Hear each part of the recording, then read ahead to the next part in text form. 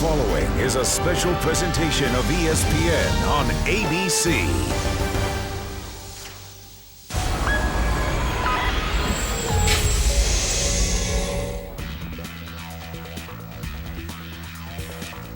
Long Beach. It is America's original urban street race, and still the circuit all others are judged by. In the shadow of Hollywood, it has been America's glamour race since 1975. Today, the world's ultimate sports cars invade the streets of Long Beach, California.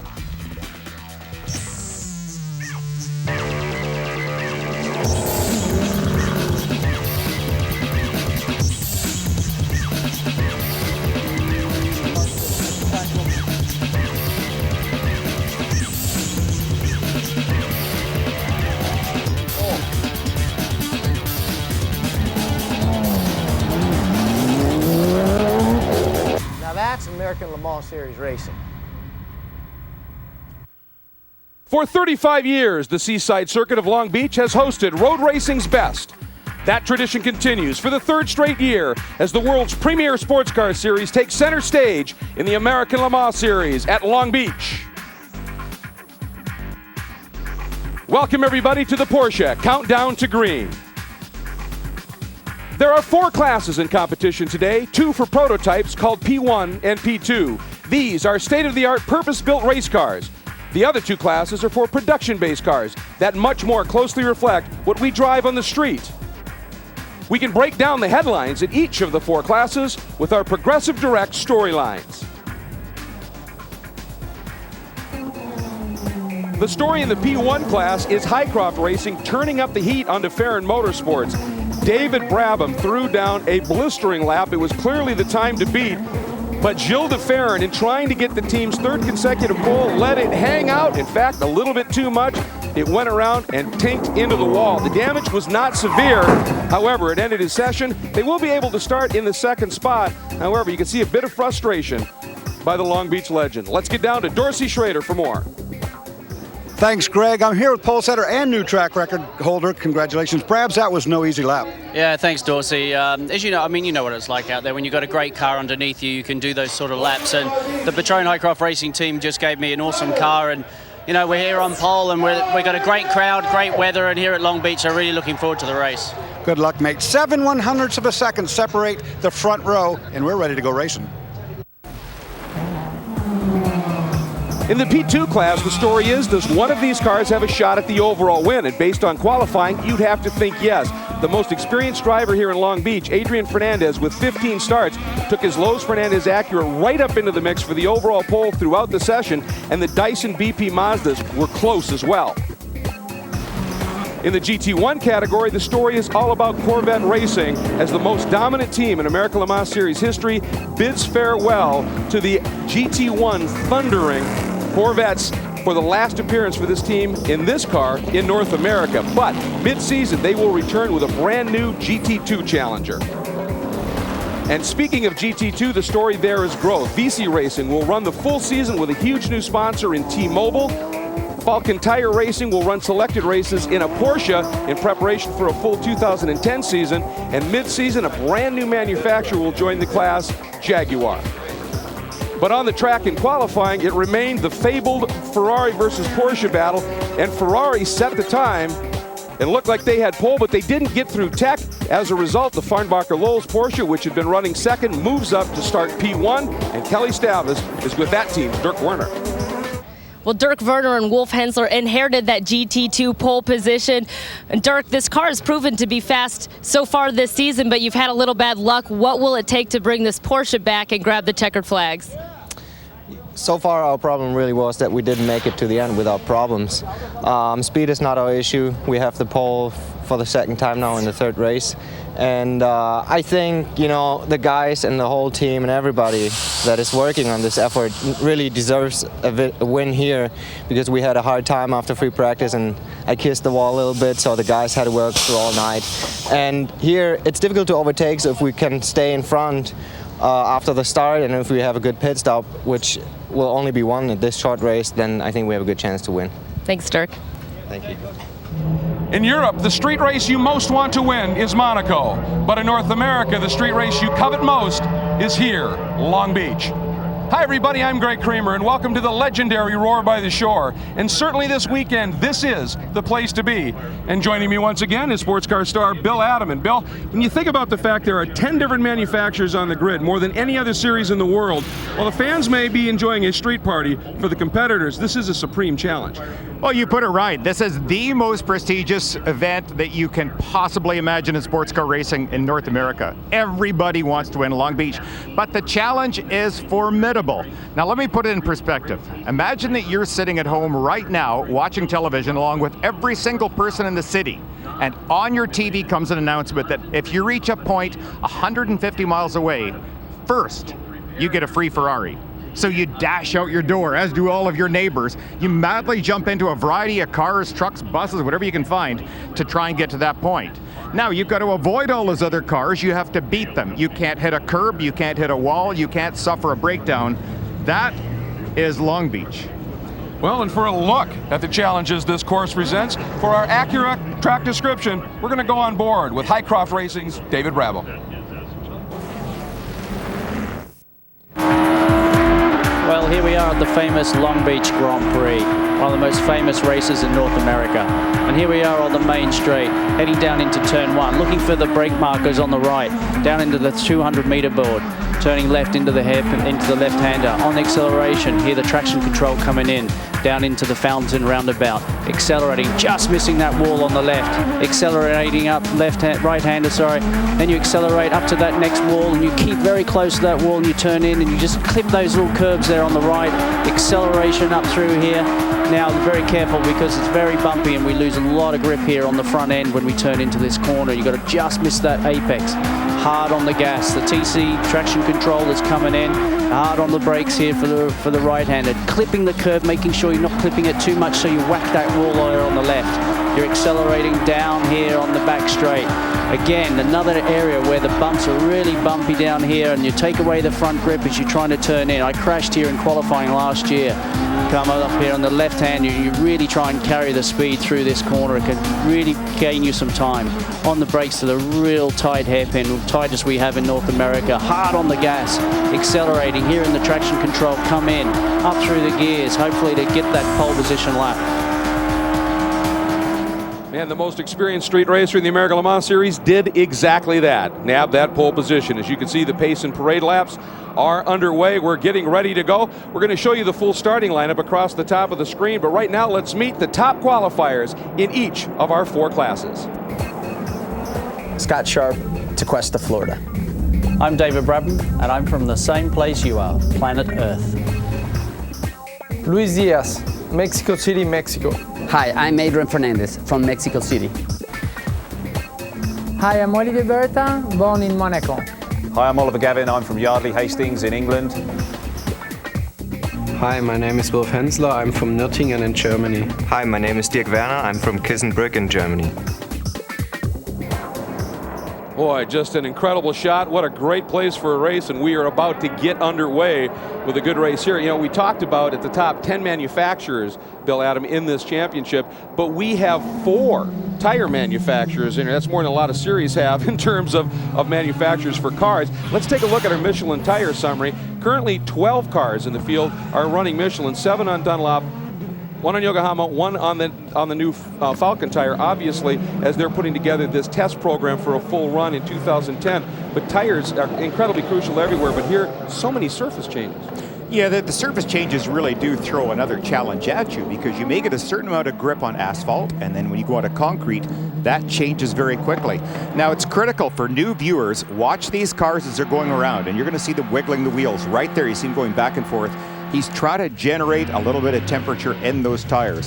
When they're cold, they don't have a lot of grip. They need about 200 degrees of temperature.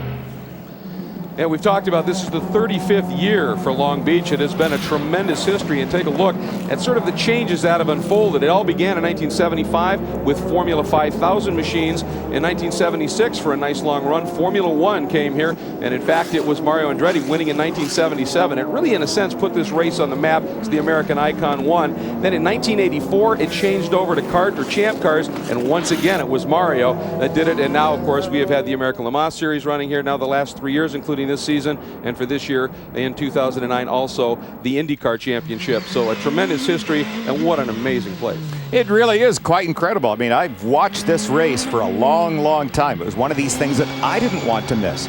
You always watch certain things on TV. Various in-car cameras right now, that's inside the BP Lola. And here we're on board the Acura. It's going to be fascinating for you watching today as these cars wind their way through traffic. Naturally, you've got to pay attention to yourself on where you are, and they're the pace car you're going to see pull off in a moment here. We are just a few seconds away from the start. Wide open run down into turn one, always exciting. The field going to start pairing up. Pace car has made the move in. We are about ready to go green here at Long Beach. No start. They're calling no start. No. They waved it off, Bill. Yeah, they didn't. The cars were not lined up. They are supposed to be side by side, and you saw clearly that they were line astern. So the starter wisely said, not fair.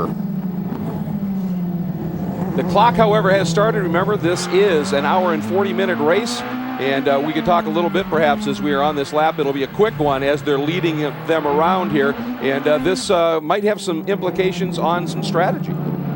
Well, Greg, I'll tell you, this might not be a bad thing, and the reason for that is that the IRL sessions just ended. They were on their soft red rubber, and when we saw at St. Petersburg that the two-tire mixtures didn't really get along, this gives the guys one more lap around here to try to really feel out what kind of grip they have, because nobody really knows going into turn one what it's going to be like. And Simon Pagenaud in that DeFerrin Acura telling me that he really wanted to make a move early in this race. We're looking at that first turn. He said that he thinks that they have the stronger P1 car. He said they chose a harder compound for the rear tires, which was not very good for qualifying, but should be better for the race. So he said it's going to be really important for us to get out there early, because after that our opportunities could be limited. And I agree. I think for Simon to do this, he is a new young tiger. He is brilliant, very highly thought of by everybody, not only his own team, but the competitors. They're worried about this young man. What they need to do right now, as you see them lining up very nicely here, is to try and generate as much temperature as possible. At the end of the long straight, Simon may have an opportunity under braking. If his tires aren't hot, watch for smoke trails. Field now coming down through turn 9 and into the legendary hairpin complex here. One of the most important corners in all of racing in terms of getting the exit out of it. But right now, you have to start to pair up, and that changes the dynamic just a little bit. There comes Brabham. Now let's see if they start. Yes, much better this time. Right along. And watch for it. Wow, look. He's right on the tail of Brabham. Okay, now watch the end of the straight. He's going to draft him down the far end. Brabham blocking up the inside. Pagenaud is going to try a high-risk move out the outside. Got it! Wow, looked like Brab's moved over a little bit to try and dissuade, and Pagenaud did not bite at all. What a great move by Pagenaud. And as Kelly mentioned, they pulled that one off. And look in the third, one of the BP Mazdas and the 37 Intersport car of John Field, doing what John Field does so well, starts and has jumped up into fourth. And our P2 pole position qualifier, that Lowe's car, silver and blue, is well back right now. The smaller engine just didn't respond well, dropping the green flag. Right there, you just see him going through behind the one green BP Mazda and ahead of the second one. There's the 37 of John Field, and there is the Lowe's car. So he got a very poor start. Being hounded right now pretty seriously by Butch Leitzinger in the second of the BP Mazdas. Here they come. There goes Field, the black car with the red highlights. Here is Fernandez, and there is Leitzinger. That is the battle for second in the P2 class. And I think Adrian may be a little bit upset right there just with how that unfolded. But letting that other BP Mazda, Smith, get the jump, that's huge. Yeah, it is huge. This is a brand new car for these fellas. They are just really starting on the evolution, the development of the car. And for them to have qualified within 0.2 of a second of a well-proven car like that Lowe's, just looking in the background there, I thought he might try a pass, but he's not.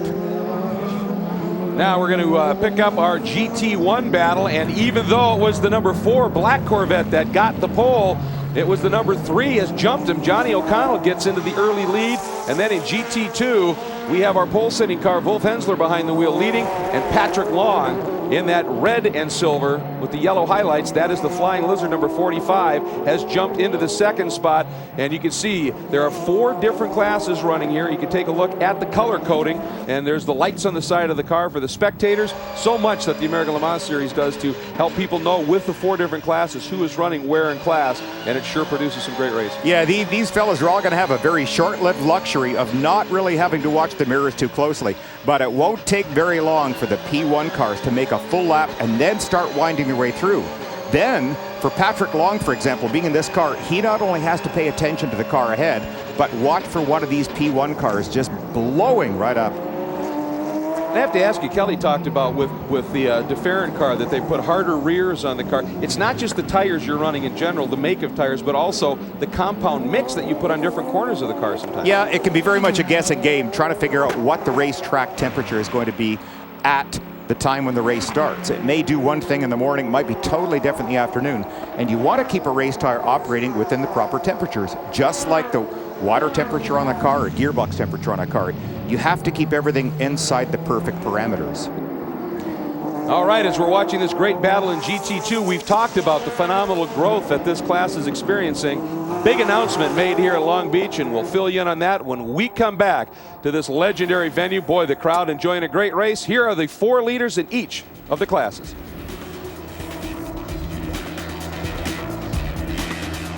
Hi, I'm Bill Arberlin. You're watching the American Le Mans Series, the playground for the world's best sports cars. At Michelin, our tires are rigorously tested. They're laser checked, X-rayed for structural integrity, and finally, no tire leaves the factory without a thorough hand inspection.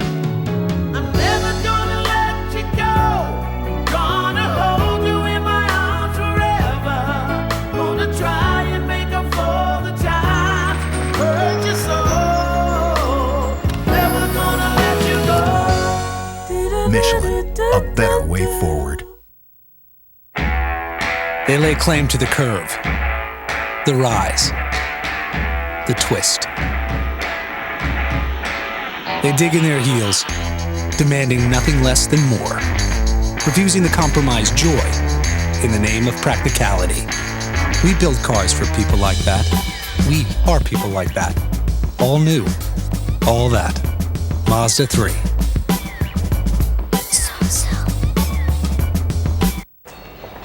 Hi there. Looks like you found your car insurance. Yeah, but wow, it looks like you guys have everything. We sure do. We help millions of people save. Look, we're #1 in motorcycle insurance, a leader in boat and RV, and... Oh, wait, let me guess. You're the #1 truck insurer. Wow, first guess! Nailed it. Oh, you're psychic! What am I thinking of right now? Tacos? Yes! Helping you save money no matter what you drive. Now that's Progressive. Call or click today.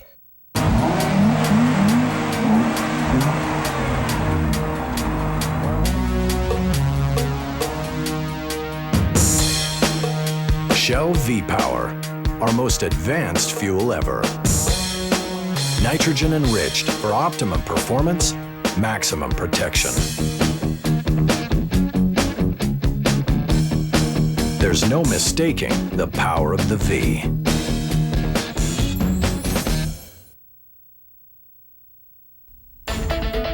The American Le Mans Series on ABC, brought to you by Yokohama Tires, uncompromising performance. And Progressive. Visit progressive.com today. Welcome back to Long Beach, everybody. An absolutely beautiful day here at the Roar by the Shore. You know, there's a great buzz in the paddock about the continuing growth in the GT2 class, but remarkable, really, in this economic climate is the addition of a new manufacturer and from a team with a great sports car racing pedigree, Rocket Sports. It's the 2009 Jaguar XKR, which is a great new high-performance Jag, all aluminum, two-door coupe in production with 510 horsepower. Really a perfect race car, great aerodynamics. And we've been racing Jaguars since 2000. It's been a big part of RSR's culture. You know, at a time when the auto industry is just shrouded by doom and gloom, and we have a major premium brand that's making a full commitment to come racing in the American Le Mans Series. It says a lot. This is the right place for us. We went off for 5 years and ran in Champ Car, and it was a big emotional separation for us, but now after a year of not competing, I feel like I'm coming home. Paul brings a level of energy and entertainment and, frankly, professionalism. You know, he's a professional in this business, both inside the car and in the business side of the sport. And he's the one guy in this whole sport that makes me look like I've got a full head of hair. Well, that's a fact, isn't it? As we are on board now with the young gun, Simon Pagenaud, continuing to lead overall here at Long Beach. Bill, when you saw that Jaguar on the board, your comment was, I want one. Yeah, I do want one. Boy, my heart just missed a beat when I saw that thing. What a great looking car. It will be good to have Paul Gentilozzi in this series because he is a true racer. Never backs off, never gives up for anything at all. I like his attitude.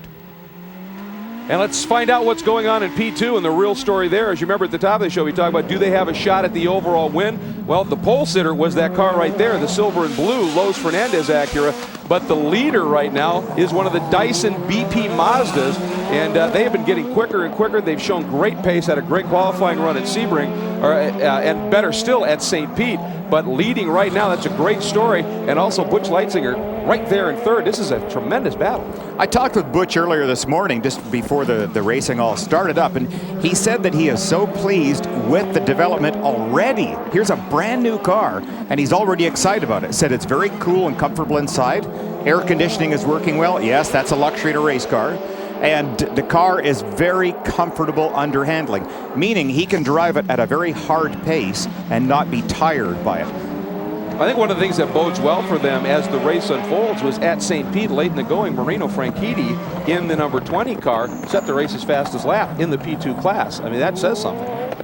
Here you see them going through traffic already. Now this is what we talked about. This is at the back of the GT2 field. There the Porsche, the Flying Lizard car has moved over, allowing everybody through. But that is part of the challenge of this multi-class racing. Very difficult to focus your concentration out front and out back. You have to do both areas. There's a debris flag being shown up on the wall, so maybe something has happened down here. I think it looked like it was offline in the braking zone for one. I thought I saw a big piece of something that was black just sitting there. It shouldn't be an issue unless somebody gets squeezed down there. Well, you know what? I think Butch Leitzinger is really setting up the Acura for a pass right now. He seems to be closing, and still the car is showing remarkable stability. No bouncing around, no jerking back and forth under braking. These cars all are very, very well developed. That little car right in the middle, it has been just a sensation like that right there. Beautiful. Now we're on board. Let's just listen.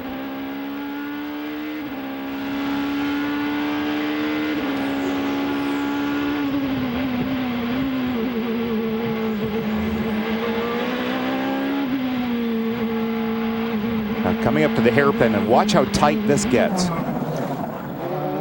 All the way back down in first gear. This is a rarity for race cars. When you have to go back to first gear, it happens at one track a year, and you're on it right now. And you tend to hear that clunk as the steering goes to full lock, too, in that corner, don't you? You are hoping that you don't have to turn any tighter, because simply, you can't.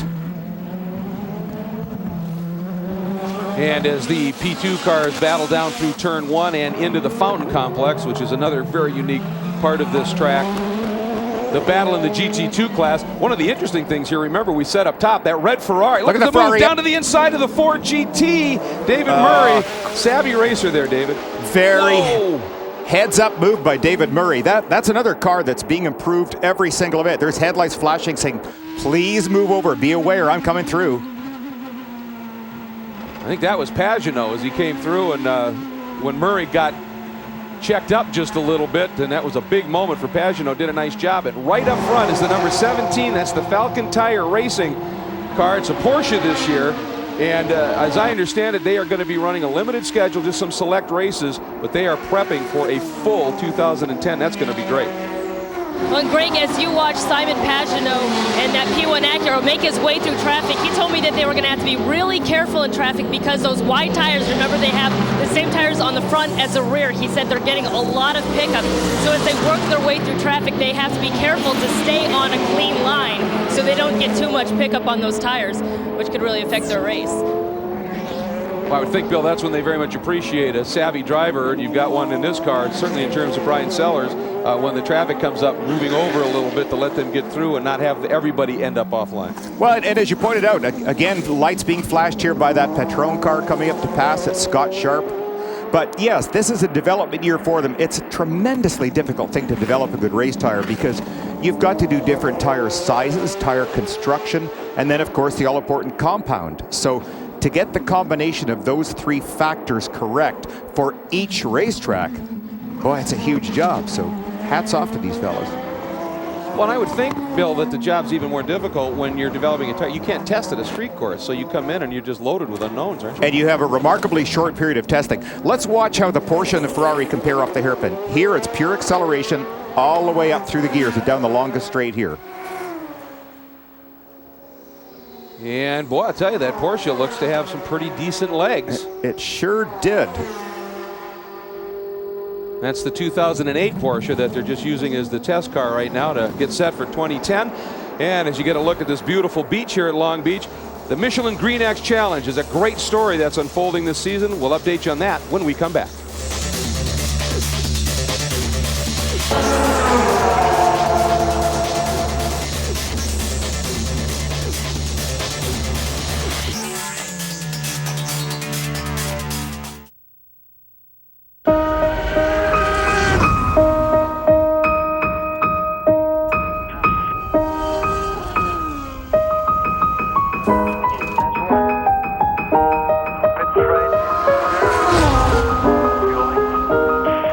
We learn from everything we do, even what we do at 200 miles per hour. Announcing Acura's entrance into the American Le Mans Series P1 class, the testing ground for the next generation of Acura automobiles. Here's Ryan getting ready to make his approach. To the men's room. Looks like he needs to go urgently. True. And there's Casey about to drive, also to the men's room. He has been going over and over. Now Wilson, third time today, says he's going a lot at night, too. Yes, I'm afraid he thinks it's par for the course. They ought to see their doctors. Could be male urinary symptoms due to BPH and enlarged prostate. For many guys, prescription Flomax reduces their urinary symptoms due to BPH in 1 week. 1 week? Only your doctor can tell if you have BPH, not a more serious condition like prostate cancer. Avoid driving or hazardous tasks for 12 hours after your first dose or increase in dose, as a sudden drop in blood pressure may occur, rarely resulting in fainting. If considering cataract surgery, tell your eye surgeon you've taken Flomax. Common side effects are runny nose, dizziness, and decrease in semen. Ask your doctor if Flomax is right for you. And call 877-4FLOMAX to see if you qualify for up to $40 off new or refill prescriptions. For many men, Flomax can make a difference in 1 week. At Yokohama, we've harnessed nanotechnology for a revolutionary rubber compound and designed a zero-emissions production facility to respect the environment. Yokohama makes tires that provide outstanding grip, can improve fuel economy, and help reduce greenhouse gases. When choosing between a tire that performs best for your car and a tire that performs best for the environment, we chose both. Yokohama, uncompromising performance. Oh my God. Tonight on an all-new Housewives. We could have been good friends. How can you ever forgive me? With only 5 episodes left. You really think you're hotter than me? You can't afford to miss one. You ready for this? Then you'll be ready for the biggest season finale yet. You're gonna be just fine. ABC's Desperate Housewives. All new tonight at 9/8 Central on ABC.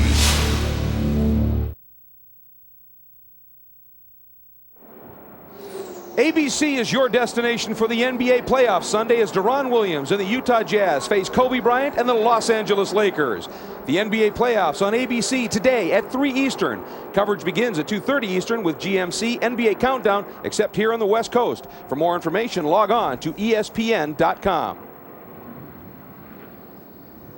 Welcome back, everybody. We talked about the Michelin Green X Challenge, and it is really a remarkable program. And you can take a look here at some of the specifics. It is really unique in terms of being a partnership with the EPA, the Department of Energy, SA International, and the American Le Mans Series to promote green racing principles, and basically best overall performance, fuel efficiency, smallest environmental impact. Those are the factors that are judged to determine who wins the Michelin Green X Challenge at each event for this season. And the current standings at this point are very interesting. Lowe's Fernandez, very low score, and that's the key. The lower the better, a 1.22 in the prototype class, then Patron Highcroft, and then Intersport Racing. And in the GT category here in the early going, you take a look at that class. Remember, we got GT1 and GT2, and the Corvettes in GT1 doing the job right now, 1.1, 1.11. That is very close.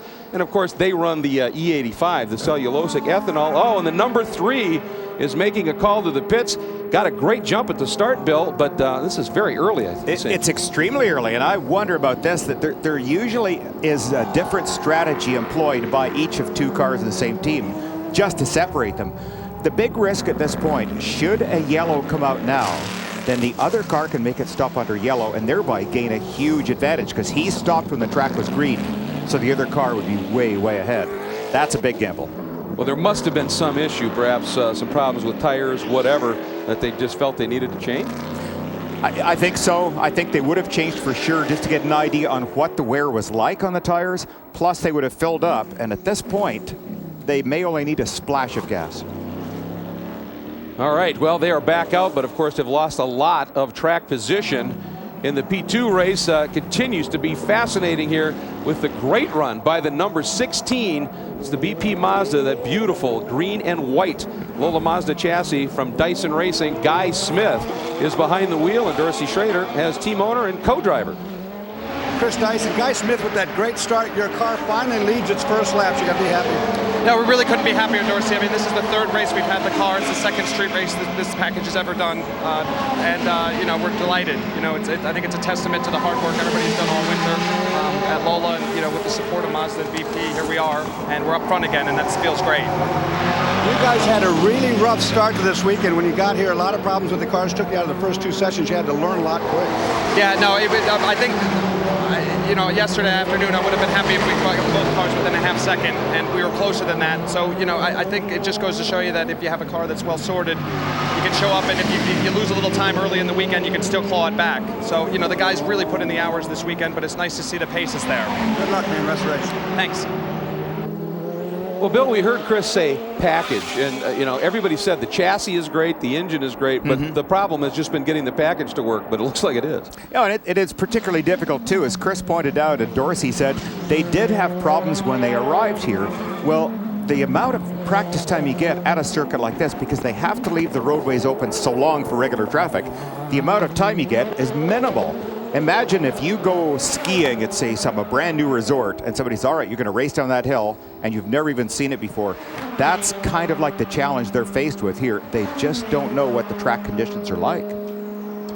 Well, they're certainly making good use of it right now, having cleared that traffic. Guy Smith is throwing down some very quick laps, a 17.9 that last lap, while both the Lowe's Fernandez Acura and the other BP Mazda is stuck in traffic. Guy Smith enjoying this moment. Well, we got the mystery of the Corvette pit stop cleared up too. That number 3 car came in for a flat tire. They have very sophisticated onboard telemetry. They can tell if the pressure is going down on a tire, because ultimately, if it goes down too low, then it could blow out. That could be a horrible accident. They chose to make the decision, get the car back in, get fresh tires on it. And we talked about VC Racing, now called T-Mobile VC Racing, with the development of that great sponsorship coming on board from that big international company, which is always great to see for a team in the series as well. And just got around, made a nice pass, and now they too have clear sailing, and that is really huge at this point as they got around the number 90 BMW. Here's a look at the pass, Bill. Coming into the hairpin, and look, oh boy, that might have been contact right there. I think he kind of bumped his way past the brand new BMW. Well, let's see. Here, we're going to go on board. Listen. Ah, yeah. It was just a side ball or side pocket. That's right. Well, street fight, and that's what we talked about. It is. It is certainly going to be that. Richard Westbrook behind the wheel of that T-Mobile VC Racing entry, a former Super Cup champion, the Porsche Super Cup Series, a top flight driver. And when that sponsorship came to be, it was a nice deal because they were able to bring on Richard, who is just a top flight Porsche pilot, and that's going to help the development in that team, I think, big time. He's not going to win any friends from Bill Oberlin by doing that. But, you know, it actually was a fairly safe pass because hitting the BMW in the door where he did, no damage. And we're up to the P1 category. You ride on board with Scott Sharp sitting in second place in class and overall. 0.3 of a second behind. That's the leader immediately out front. So Scott really has closed up ranks here. Scott actually, great young American driver. He had a wonderful history in the Trans Am Series and was always fast on street circuits. Wasn't intimidated by all these concrete walls all the way around. Maybe Pagenaud is not as good as Scott in going through traffic.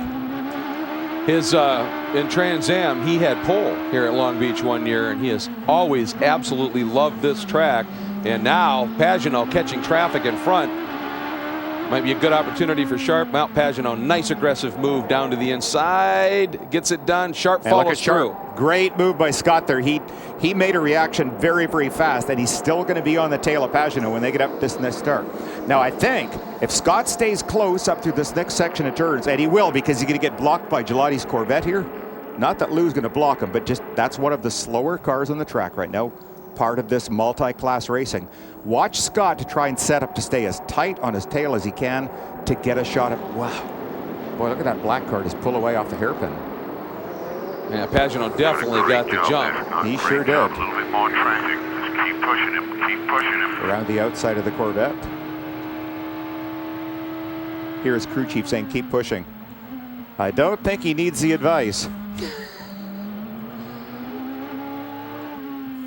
Now he's going to lose a little bit of time here behind the GT Ford, or the Ford GT, I should say, so he'll be fine. Well, as we ride on board, we want to remind you Auto Week magazine is your source for motorsports coverage. For all the latest racing news and information, including the American Le Mans Series, visit autoweek.com today.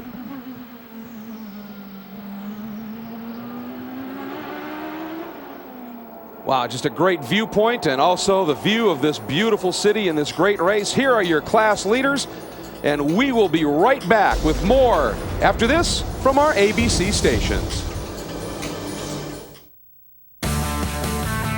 In the quiet war between fun and practicality, there are victims, and there are victors.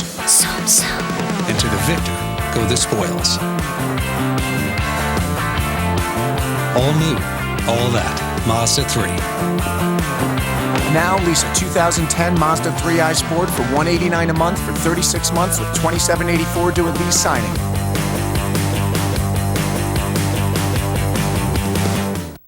This is weak, man. Frank's trying to not pay me my winnings for the skins beat down I just issued him because his 401k's tanking.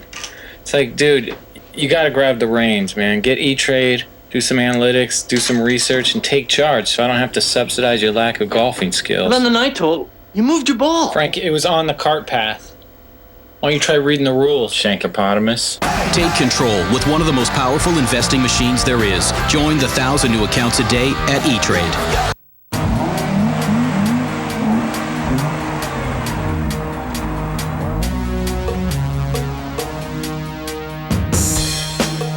Shell V-Power, our most advanced fuel ever. Nitrogen enriched for optimum performance, maximum protection. There's no mistaking the power of the V. These are very challenging times for the country, and people want you to understand their story. And that's why there's no substitute for getting out and hearing from people directly. When the stakes are high, you've got to be there and see it with your own eyes. ABC's World News with Charles Gibson, cutting through the noise, getting to what really matters. These are not easy times, but what endures is the American spirit.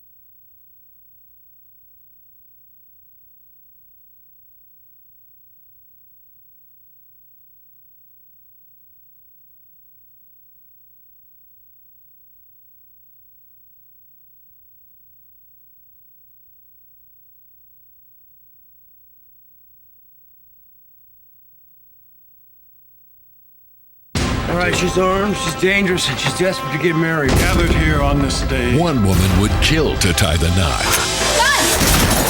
For the other, My husband's been beating the crap out of me. it's till death. I want you to help me kill him. Do they part? All new Tuesday, all new Wednesday. 2 new episodes of ABC's newest crime thriller. Don't get emotionally involved. Too unusual to miss. Wow. ABC's The Unusuals. All new episodes Tuesday and Wednesday at 10/9 Central on ABC. You're watching ESPN on ABC. Tonight on ABC, it's an all-new Desperate Housewives. With only 5 episodes left, you can't afford to miss one. And then you'll be ready for the biggest of season finales. ABC's Desperate Housewives, all new tonight at 9, 8 Central.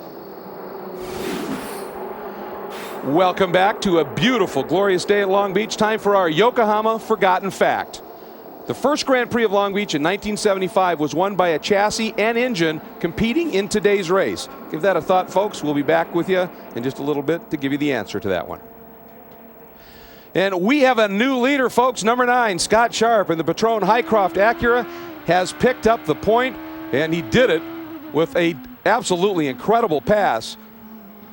Using traffic, we've talked about the traffic, and it is all about working your way through and sometimes using it to your advantage, Bill, and boy, did he. Scott Sharp got a great run off one corner. Here he is right behind Simon. Now watch this carefully. You can see up ahead there is traffic, and as they get close, Simon gets blocked. Nothing to do, but look off the back of Simon's car. In fact, right in that area there, it almost looks like the Patron car hit him very, very slightly. Let's see if we can find it on board. Now look at how close he is before he gets out of the slipstream. Right there. I think he did hit him. I think you'd call it incidental contact, but well, perhaps a function of right as Scott went to make the move, Simon lifted because of the GT2 car in front of him, just a timing thing? No, I don't. I think it was just a timing thing. I think simply that the Patron car got too close before he pulled out of the, let's call it a draft, but before he made the move to go to the inside. Let's take a look from the chopper once again, that nice high shot that maybe will give us the perspective we want right here. Oh, yeah, look at how close he is. Oh, yes. Yeah, definitely too close. And the piece has broken loose already. There he is, he's kind of flopping in the breeze before they even reach that other car. I don't know if that's going to have a major effect on the aerodynamics or not, because these cars are incredibly sophisticated, and that will give more rear downforce to the car. But you can see there's Pagenaud right there, so things have kind of stabilized. He is sitting just a couple of seconds behind the leader right now. Well, and I took a quick look, and it didn't look like there was any damage to those dive planes in the left front of the Patron Highcroft car. So Scott may have gotten away with one. Well, there he is, 66, still continuing on. The piece is gone. Number 12 on pit road now.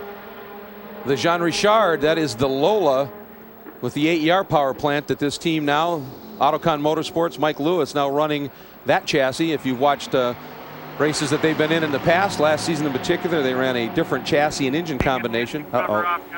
Rear cover is coming off. You just heard it there in their radio. The venting on top of that bodywork, again, for new viewers, that is to relieve high pressure. Another one of these little aerodynamic influences keeping the car on the ground. Just getting word down here at this Autocon P1, they're having engine problems of some sort. As you see, I'm take the back cover off here, and they're just looking around and trying to check it out right now. I don't think they've identified the problem, just that there's something wrong. As you know, you'll see there's 4 names on this car, so these guys all have kind of limited seat time behind the wheel of this P1, and it seems like each race they're always kind of trying to figure out something new to do with it, to improve it. Right now, again, just trying to figure out what's going on with the engine here.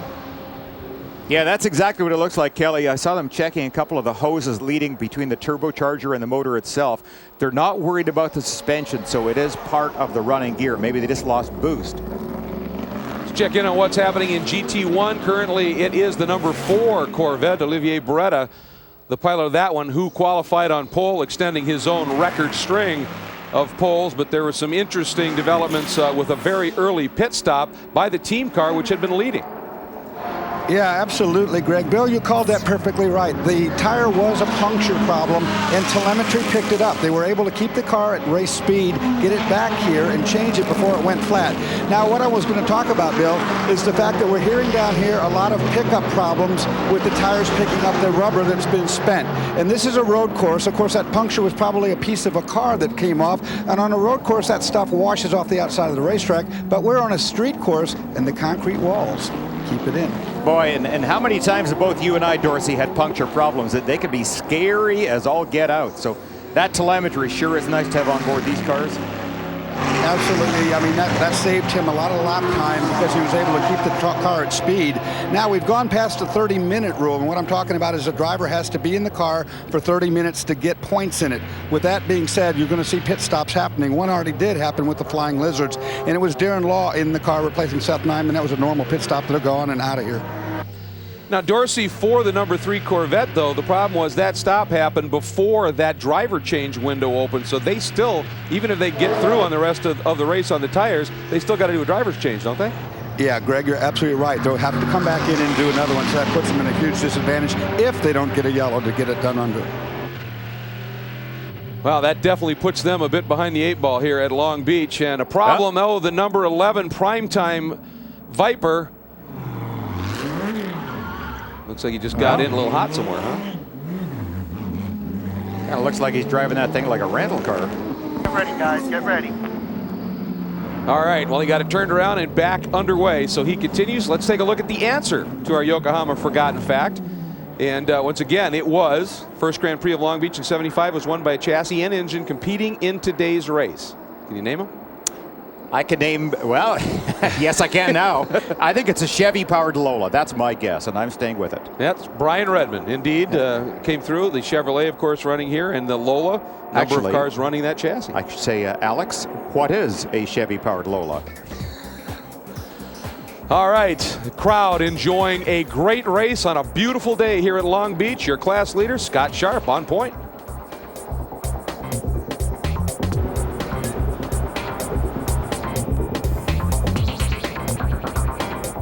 Now that's American Le Mans Series racing.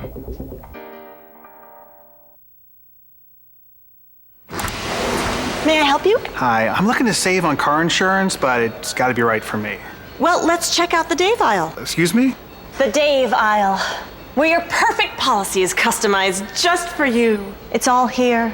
The coverage you want, any discounts you get, all at a great price. I have an aisle. Why is that guy in my aisle? That's Steve. He works here. Getting just what you want at the right price. Now that's Progressive. Call or click today. Mm-hmm. Okay. No, you don't need. We don't need that.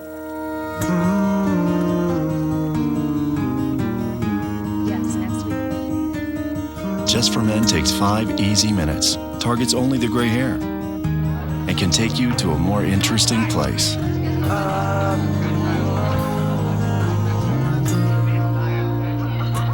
Who's that? My husband. Just for Men. At E-Trade, it's easy to take control. Online tools analyze and allocate your portfolio. Screeners and free research help you pick the right investments, and help is only a click or call away. Take control. Join 1,000 new accounts a day at E-Trade. Michelin makes some of the most fuel-efficient tires on the road, so you can take the pump down. Find out how much you can save at MichelinMan.com. Michelin, a better way forward. All right, she's armed, she's dangerous, and she's desperate to get married. Gathered here on this day. One woman would kill to tie the knot. For the other, My husband's been beating the crap out of me. it's till death. I want you to help me kill him. Do they part? All new Tuesday, all new Wednesday. 2 new episodes of ABC's newest crime thriller. Don't get emotionally involved. Too unusual to miss. Wow. ABC's The Unusuals. All new episodes Tuesday and Wednesday at 10/9 Central on ABC.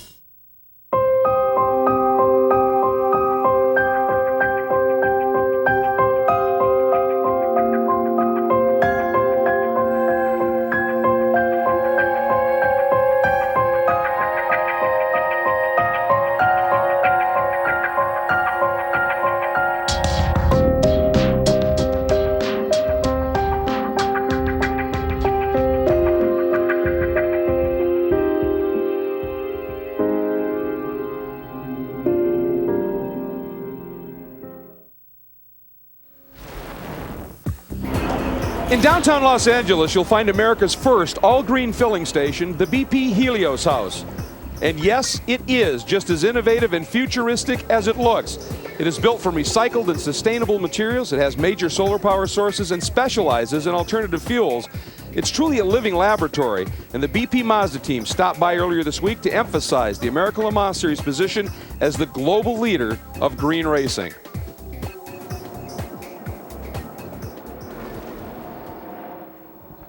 Welcome back, everybody. We've got a great battle going on. Matter of fact, in a couple of places in the GT2 class. First of all, for the lead, it is the 87 in the hands of Wolf Hensler. That's the Farnbacher-Lowell's Porsche and the Flying Lizard Porsche. Pat Long behind the wheel. Long has quickly reeled him right back in again, and there's nothing between them, Bill. Nah, there hasn't been more than a couple of car lengths at any point since the drop of the green flag today. And Pat Long in that number 45 car, he is complaining of a little bit of a temperature problem in the car. Part of that might be from the fact that he is following Wolf Hensler so closely. He's not getting the same airflow into his radiator openings, so that may be part of it. But yesterday, Pat may have been on the pole for this class, all except for a little bit of a block problem from another car, and he wants to prove himself. Number 4, Corvette is indoors. Yeah, they're here, and this is the final stop in the United States for these boys in C6. It's Olivier Beretta getting out, Ollie Gavin on the way in right now, and watch these guys work. This is the most polished team on pit road. They seldom make a mistake. I'm here if they do, though. Almost looked like Ollie had a bit of trouble getting indoors. I know he's a big, tall guy, but... Yeah, he's a very big, tall guy, no doubt about that. Now watch these guys on the tires. It's just chemistry down here that know exactly what they're doing. Rears on, no problem. All the way back down again. They'll fire the car under its own power. Gone. Wouldn't you love to go to your local gas station in that one? And have that kind of service. Well, we know that's impossible. Yeah, and you did see, folks, the number 3 Corvette did pick up the lead because of that pit stop. But remember, because of the rules regarding driver changes, that 3 car must make another stop. So yes, it's going to all unfold as to what happens now, cautions and traffic. There's so much involved here. And right now, the number 4, Ollie Gavin behind the wheel, comes out. Meanwhile, let's hop back on board the number 45, Pat Long, in that E-Silicon Shortell Redline Coffee Porsche from Flying Lizards, in pursuit of Wolf Hensler in that Farnbacher-Lowell's Porsche. What Pat Long is doing right now is trying to tire out Wolf Hensler. He wants to keep his car as close in the mirror as possible, get him to make just the tiniest mistake, and then pounce on it. Well, you guys, Wolf Hensler was a little bit relieved to have that Risi Ferrari sent to the back. He said if he's up there battling with another Porsche, they're less likely to wind up entangled in one another. But this 87 Farnbacher-Lowell's Porsche suffered quite a bit of damage in an earlier practice this week when Dirk Werner kissed the wall in turn 9, as he put it, and they were up all night fixing the suspension and gearbox there in the back of the car. And Wolf told me today, he said he still doesn't think the car is 100%. He said, I'm confident it will make it through this race, but then they're going to really have to do some better repairs. But that might be something to keep an eye on if we see some problems spark up on that 87. You know, it's always interesting, just the difference in terminology. Drivers call it kissing the wall, whereas the fellas that are working on the car and fix it, they've got a much more descriptive phrase that I can't use on television. Well, it was certainly, when you saw the damage to the car, a passionate kiss. It was indeed. Some great onboard action. Pat Long just stays right there in the hunt. And I was going to ask you, Bill, the Porsches this year, new aerodynamics at the front. Let's go back and show you what happened with that kiss for Dirk Werner. Oh, wow, man, something happened there. Something just broke. That was not normal. You can see that Pat Long was still flat out down that fairly long straight. Look at the distance he has pulled away, and look at the right front wheel. Smoke coming off the right front. We have a cut tire. I think. Look at the suspension's broken. He has broken a control arm on that suspension. I think when he gets in the pits, we'll get somebody down there to take a look. But I think his day is done that fast. Oh man. Well, front right. Okay, here we're overhead, and let's watch him as he comes onto the straight, accelerating normally. And right there, he knows he's got a problem immediately. What heads-up driving to pull over and get out of the way instead of possibly being rear-ended. Now here we are, one more shot at it. that's the like. As soon as he was on the brakes, he got out of the way of Pat Long. Very heads-up driving. Unusual to have something just break when they're going in a straight line. Kelly? Now we see that 87 pulling in, and they're still going to make that driver change. We've got them changing the tires. I don't see them to this point doing anything out of the ordinary. We've got Dirk Werner now getting strapped in there as he'll take over the driving duties for Wolf Hensler. Now they're going with the new Michelins. And it looks like these guys will be off here without any issues in the pits. Boy, and I'd be amazed, Kelly, because I thought that right front wheel was at an impossible angle. Now we see him paint. Now they're getting into it. You can see they've got that hood open as they look around. And yeah, you can see it looks like it's bent here on this right wheel. As we get a look, you can definitely see it's bent. Yeah, I think that is, well, they talked about the fatigue from the kiss of the wall. That is something else that just eventually it broke. So the day gets very long for the number 87 Farnbacher Lowell's team, but this is a team without any quit in it. They will be back, and we will be back as well as you take a look at the 4 class leaders here in the 4 classes, and we'll be back after this from our ABC stations.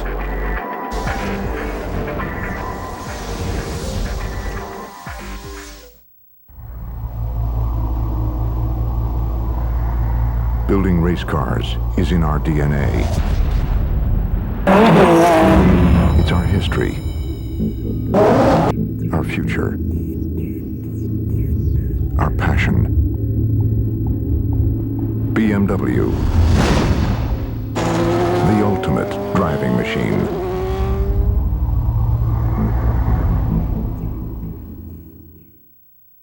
At Yokohama, we've harnessed nanotechnology for a revolutionary rubber compound and designed a zero-emissions production facility to respect the environment. Yokohama makes tires that provide outstanding grip, can improve fuel economy, and help reduce greenhouse gases. When choosing between a tire that performs best for your car and a tire that performs best for the environment, we chose both. Yokohama, uncompromising performance. May I help you? Hi, I need to start saving on car insurance. Money a bit tight? Yeah, I've had to cut back, sell some stuff. Like his watch. We can help you save because we instantly compare your Progressive Direct rate with rates from other top companies. Watch this. Nice savings. This means I can buy my watch back. Oh, this watch? Yeah. Not for sale. That's cold. Making sure you get a great deal. Now that's Progressive. Call or click today. If you like your comedy smart and sexy, ABC is gonna give it to you. Snap. This Wednesday, we've got The Brains. How do you manage all those scientists with their full frontal nerdity? And The Bods. I love you. Let's never leave. Because when the scrubs come off, the lab coats go on. It's these breasts of mine. This new medication's making him so big and perky. Scrubs and Better Off Dead. All new Wednesday starting at 8/7 Central on ABC.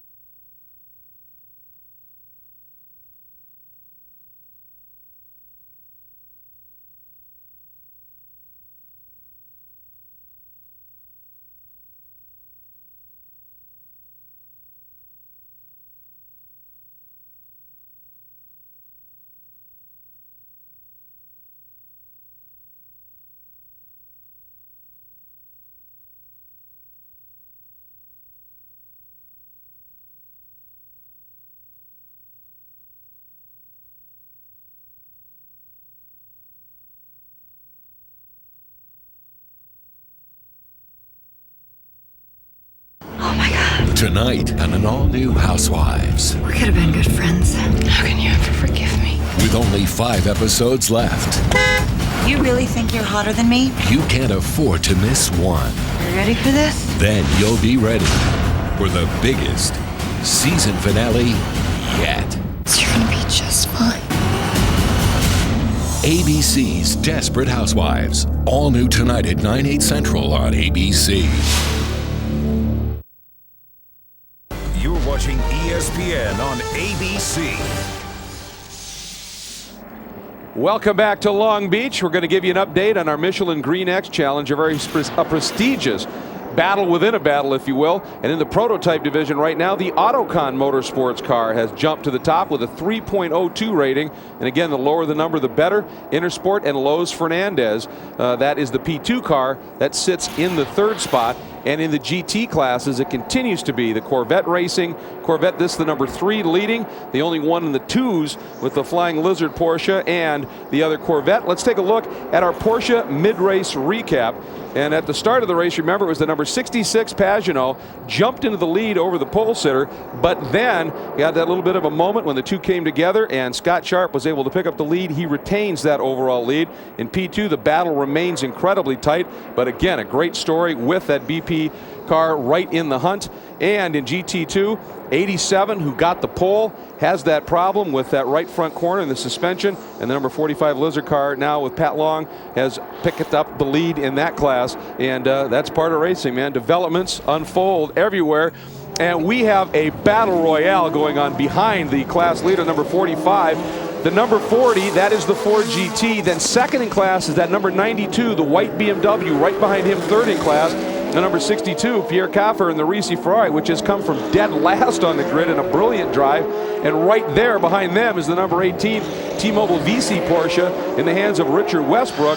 And Caffer just got by this car that we're on board with. And now he is trying to run down Tommy Milner, and he looks to the inside. Got him. And gets it. That Ferrari stops really well. This is a very, very sophisticated car. They have had remarkable success with it. And the fact that the BMW is a brand new car, this is very early on in this development, but it's already good. We saw the BMW finish on the podium just 2 weeks ago in St. Petersburg, Florida at the last American Lawn race. And the Ferrari right now is trying to make up time, but they have also radioed that they're having some trouble with a rear wheel.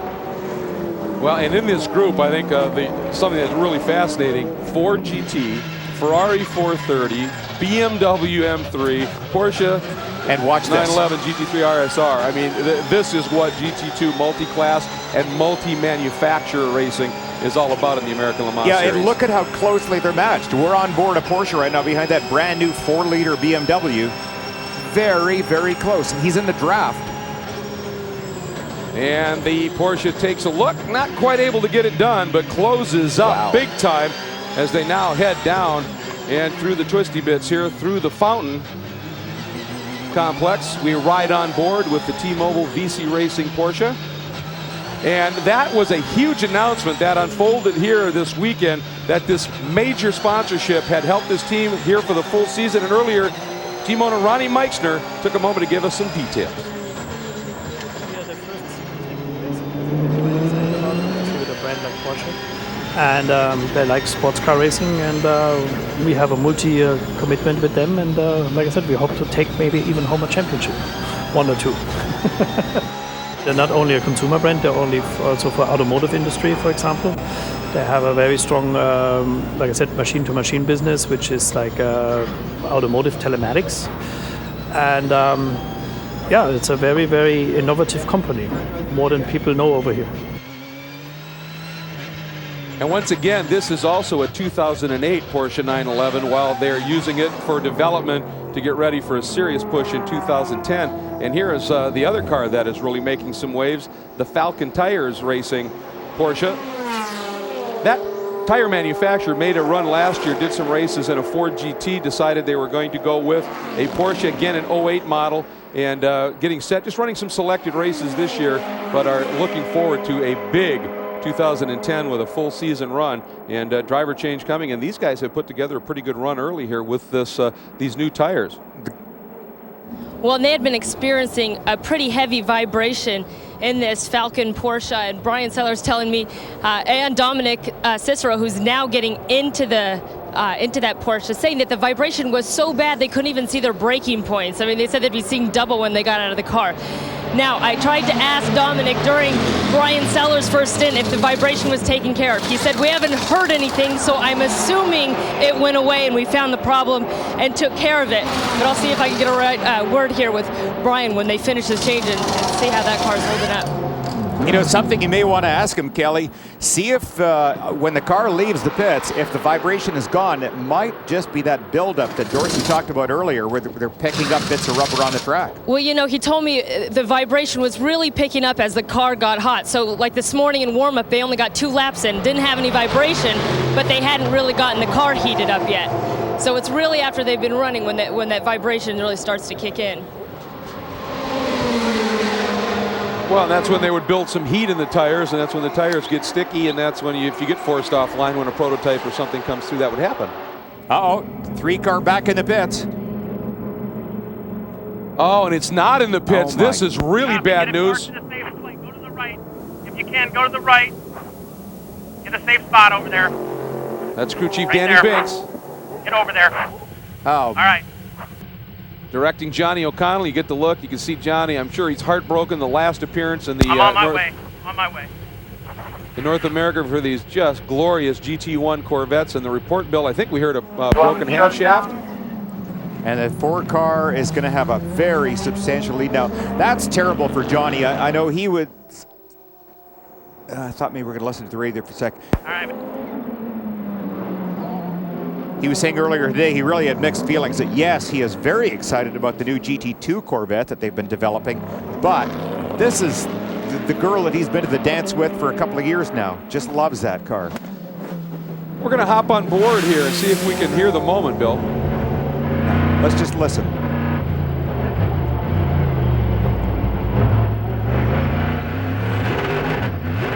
That's it. Oh, snap to half shaft. There go the crew. That is Danny Binks on the right heading down there. And your overall race leader, Scott Sharp, brings the Patron Highcroft Acura, the P1 machine, down into pit lane. Well, his team has had an amazing run with that win at St. Pete 2 weeks ago. And Dorsey, they're doing it again. Great job by Scott Sharp. You see him getting out right now, driver change being done. These guys are very calm. They've known and counted this pit stop down by 9 laps. Leader in P2 right in front of them. Lowe's Fernandez Racing just pulls in as well. Both Dyson cars have already stopped with routine stops. No problems. They're back on the racetrack. So now it's a race to get these 2 cars done. Waiting on fuel to go in. They can't touch the car. It's done now on the Patron Highcroft car. It didn't go up on the right side, guys. We're low on the right side of the lead car. They're getting the tire off. I don't know if they can get the new one in there. They can. They just helped it by lifting on the car. So now all 4 tires are on, and there's an official standing in the way. No room. Oh, a penalty. We have a penalty here. He's holding it. I don't know what the penalty's for yet.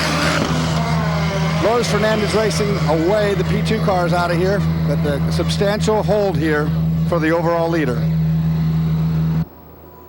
Oh, this is a huge development. We're only that we just didn't seem to understand it. We've done the same stuff for 2 races. Go get him, David. Go get him. This is all about you. I love that. Go get him, Davey. It is all about you. David Brabham, one of the best sports car drivers in the world. Well, if you happen to watch the coverage of Long Beach last year, lap and a half to go, Brabs took the lead in the P2 class and got the win. It was a stellar performance. You know what he's capable of. I just wanted to watch that painted line. The drivers have to be very careful when they leave the pits not to go over what they call a blend line. In other words, they're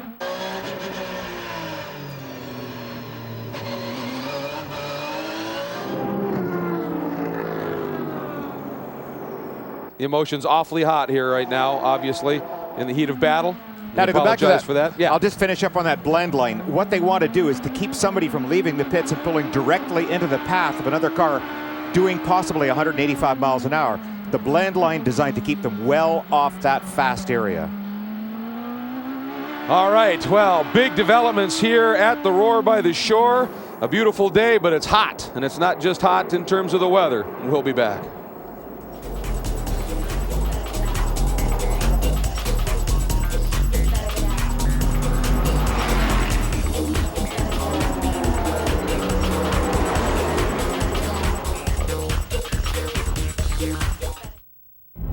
I look for references. I look for markers on the side of the road.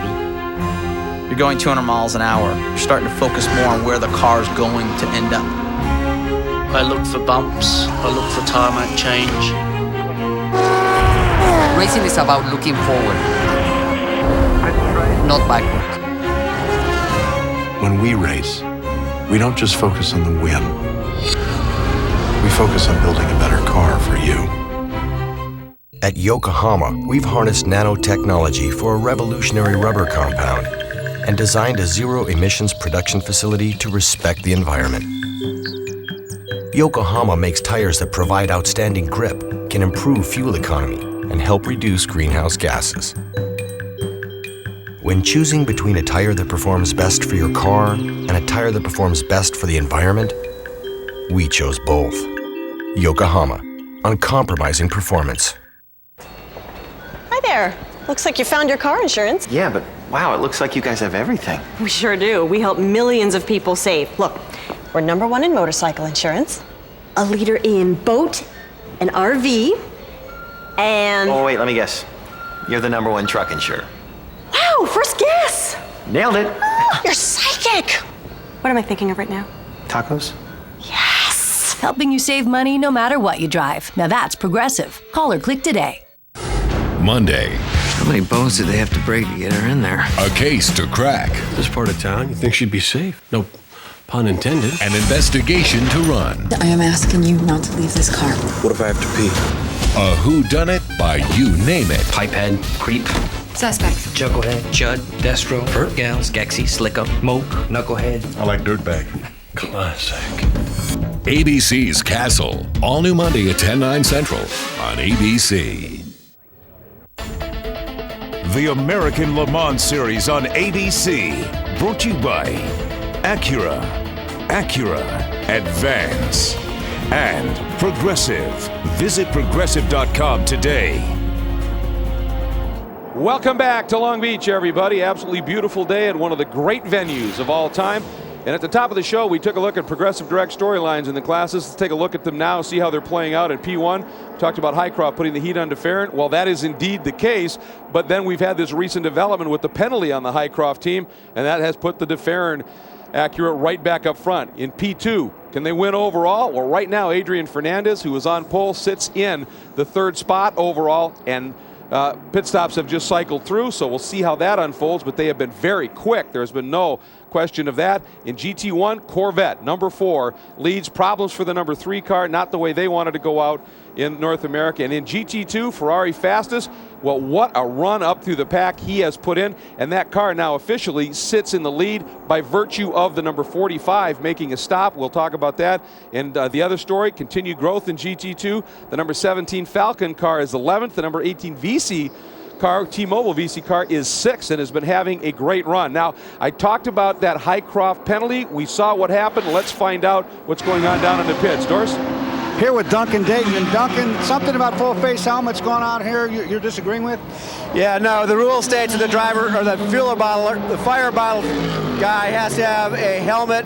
Doesn't have to be full face, has to be a helmet with goggles and a balaclava, which our fire bottle guy had. The IPS officials made a bogus call. Second IPS official came down and confirmed that the call was a bogus call. So we're now 17 seconds down. It was a 20-second penalty. We should be leading this race by 3 seconds. Now, there's a story from here. The second guy that came down was Dick Martin, and so this will go on from here, believe me. Well, you can see in the background there is the guy. On the left of the screen? Yep, and he obviously does have what Duncan is talking about. So that was the issue right there, and obviously a bit of confusion. And as a result, now you have David Brabham, who is going to be in full and hot chase mode. The number 62, the leader in GT2, is in. Kelly?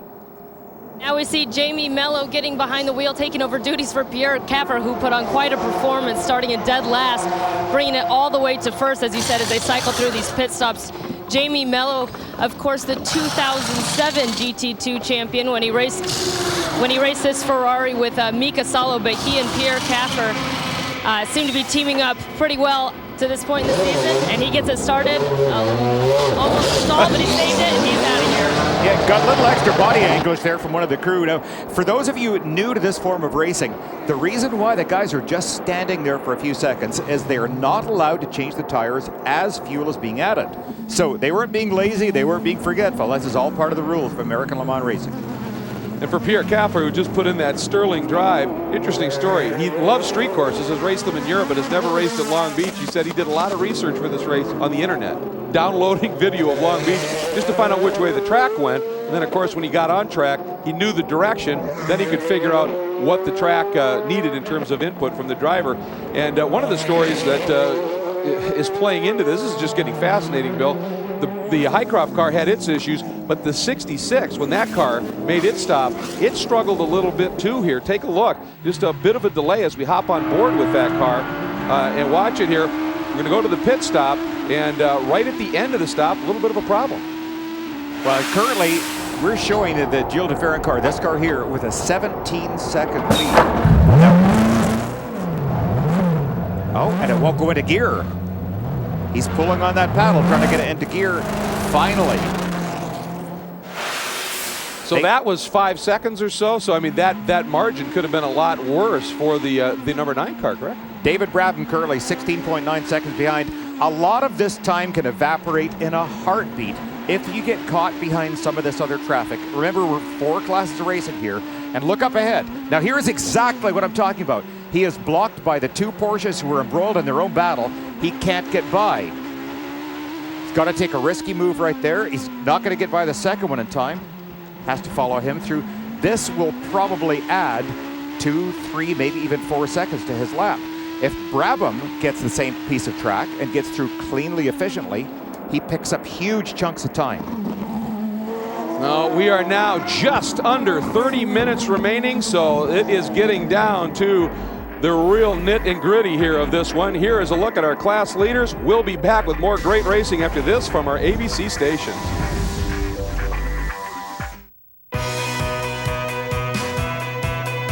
There's an old saying in racing. Start with the best street cars, and you end up with the best race cars. No wonder on any given weekend, more Mazdas are road raced than any other car. Mazda. Race-driven engineering, the Zoom Zoom way. At Michelin, our tires are rigorously tested. They're laser checked, X-rayed for structural integrity. And finally, no tire leaves the factory without a thorough hand inspection.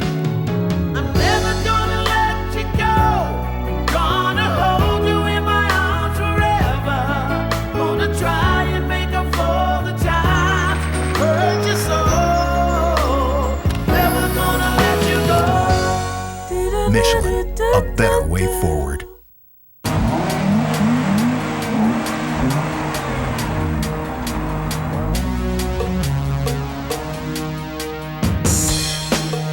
Shell V-Power, our most advanced fuel ever. Nitrogen enriched for optimum performance, maximum protection. There's no mistaking the power of the V.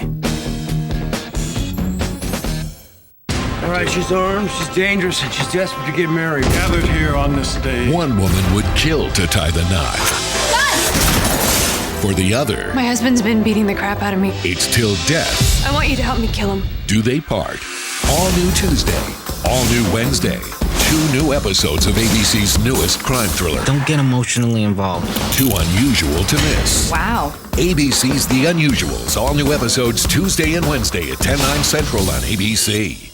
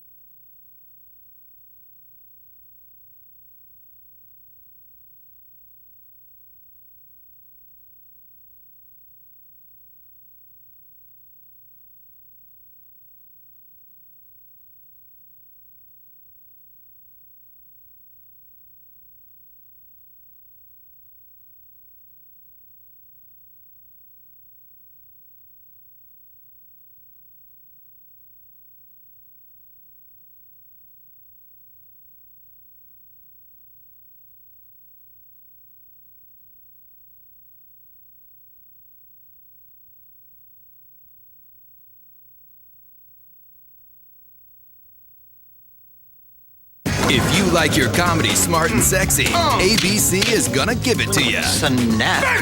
This Wednesday, we've got The Brains. How do you manage all those scientists with their full frontal nerdity? And The Bods. I love you. Let's never leave. Because when the scrubs come off, the lab coats go on. It's these breasts of mine. This new medication is making them so big and perky. Scrubs and Better Off Dead. All new Wednesday starting at 8, 7 Central on ABC. You're watching ESPN on ABC. Imagine a store where you can buy anything to commit the perfect murder. Well, the cops of the 2nd Precinct discover it's real. Life as a cop in the NYPD is a 24-hour job. Life in the 2nd Precinct is always unusual. ABC's The Unusuals, an all-new episode Tuesday at 10, 9 Central after a brand new Lost. Wow, this is just an incredible venue, a beautiful day to match. It is one of the great parties, one of the great events. It's where Hollywood meets competition. Once a year in April, it is the place to be, and we've got a great race unfolding as the centerpiece today, Bill. Yeah, I have heard rumors that there are the typical number of good-looking California girls walking around here, unsubstantiated, of course. But the drivers love this place. The temperature is perfect. We're probably low 70 degrees, very little humidity, very comfortable day to be in a race car. And as we are on board with the number 66 of Gilles de Ferran, Kelly has found the young French star who took this car to such an impressive run early. Simon kept true to his word and made that pass on the 9 Acura quickly, but then he got you back. Take me through that first stint. To begin with, the car was pretty good. I was quite surprised in the opening laps how good the car was. The start was up to plan, so I was pretty happy about that. And all of a sudden, I saw in my mirror I was losing a part of the rear engine cover, and then the car started to be really hard to drive. I was having lots of problems to make turn 1. I almost hit the wall a couple of times there, but I stick at it, and I was able to get used to it, and toward the end with the traffic I was able to come back on the Aircraft car. It was a great race, but maybe one of the toughest of my career. So I'm really happy we had a good fuel economy, and we were able to get the lead back after the pit stop. So that's another strategy than what I told you about before the race, but it's according to plan. You guys have been so fast, but you haven't had the best of luck. You don't have the results to show for it. What would it mean to get that first P1 win for Acura here at historic Long Beach? Well, I think, the De Ferran and all the Acura people have been doing such a great job. His team is fantastic. The guys, they're working days and night for us, and I just would like that Gilles and I could bring that win to the team. And, the team was born less than a year ago, so I think that would be fantastic. And that would help us to carry the momentum for the next races. Right now they've got the overall lead. Thanks, Simon. Well, they do, and of course Patron Hycroft got the win in P1 overall at St. Pete 2 weeks ago, but this is Long Beach, and to be able to do it for De Ferran Motorsports would be very special indeed. And speaking of special, we've talked about the GT2 class, 7 different manufacturers running in the GT2 class alone. And they have put on some great racing. And taking a look at a few of the competitors back here as we watch the number 4 GT1 Corvette making its way around, you can see the struggle it has passing that number 28 LG Motorsports, LG Pro Long Tube Headers Corvette. That car is a very quick GT2 car, and Lou Gelati, who is the team owner, has brought in sort of the secret weapon here. He's got Boris Said behind the wheel. The hired gun. Boris will drive the wheels off just about everything. We've seen him in Trans Am cars and NASCAR, and I'm sure he's driven boats sometime. This has been sort of an exploratory season for this team in a couple of ways, and one of them is with tires. They ran a different manufacturer at St. Pete for the tires. This week they're running Yokohamas, and it's just doing some comparison in that and trying to find out what's working best. So right now, Boris Said, one is fast, but he's also providing great feedback for this team. Yeah, I'm sure his experience is just invaluable. Oh, no! I didn't. Oh boy, I saw that 90. Coming. Oh, man, he stuck that car down the inside. Uh-oh. This is really bad. Here comes the number 15, the Lowe's Acura. Can't find a way around. Now, Joey Hand gets the number 90 out of the way. There's Brabham going through. Brabs goes through, and that car, Joey Hand, was 4th at the time of that incident and had run as high as 2nd. One of those cases where the BMW was down the inside of Boris, but I don't think he was all the way alongside. You've really got to be right up to where you can see the car. Now we're going to take another look at it to here, and you'll see the BMW did not quite make it alongside before Boris starts to turn in. Okay, watch the setup through the next corner. Here we go, now down the inside, and he's only at the door. BMW's fault. Yep, just not quite close enough. And then, of course, you saw the number 15 Lozak here, the P2 leader, get held up a bit. And now Joey just trying to get this BMW around. And that looks, it's just body work that I think is collapsed on the tires, isn't it, Bill? Yeah, I don't see anything wrong with the suspension. The wheel is still straight up and down, just body work rubbing, I'm sure. But nonetheless, after running as high as second and slipping to fourth in the pit stop sequence, to have this happen is just gut-wrenching. Just limping that car down and in. So he is making his way in very slowly, wants to be sure no damage. Tough deal, certainly. Now, GT2 is a class with links to the manufacturer's high-performance street version, and in today's BMW driving tip, Rahal Letterman Racing co-owner Bobby Rahal compares a key element of the racing and street BMWs. In motorsports, one of the most important factors in performance is seating position. In the M3 race car, the seat is as low as we can get it for center of gravity reasons and is as far back as we can get it for safety reasons. In fact, to fit the drivers, we simply move the pedals and the steering wheel in order to accommodate them. In your everyday street car, unlike the race car, all the controls are infinitely adjustable. The steering wheel fore and aft, up and down, the seat back and forth, so that any person, no matter what their size, can sit comfortably in the car. You want to sit as upright as possible and as high as possible in the car for good visibility. And on top of that, you want the controls within easy reach. The more relaxed you are, the less fatigue you'll have in your arms and legs, the better you'll be able to drive your car and the more fun you'll have.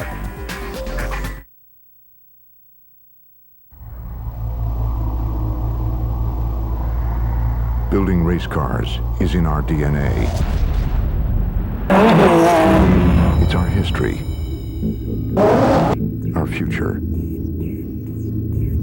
Our passion. BMW. The ultimate driving machine.